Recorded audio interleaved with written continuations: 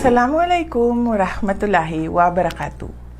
Madayaw maayong adlaw kaninyong tanan. Magandang araw sa inyong lahat. Ngayong araw, ipinapaabot ko ang aking taus-pusong pagbati sa lahat ng mga ina at sa lahat ng mga tumatayong ina sa ating mga tahanan. Bilang isang ina, alam ko ang bigat at saya ng ating tungkulin. The silent prayers we offer for our children, the long hours we spend ensuring they are safe, and the constant effort it takes to balance work and family.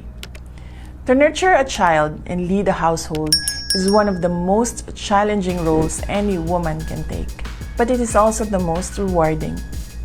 Tayo ang unang guro ng ating mga anak, ang takbuhan sa oras ng pangangailangan, at ang matibay na pundasyon ng bawat pamilyang Pilipino.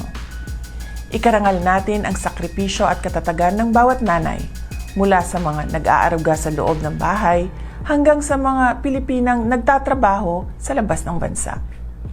To our OFW mothers, we know that sacrifice is not always about physical presence. Sometimes, the greatest sacrifice is the distance you endure to provide for your family.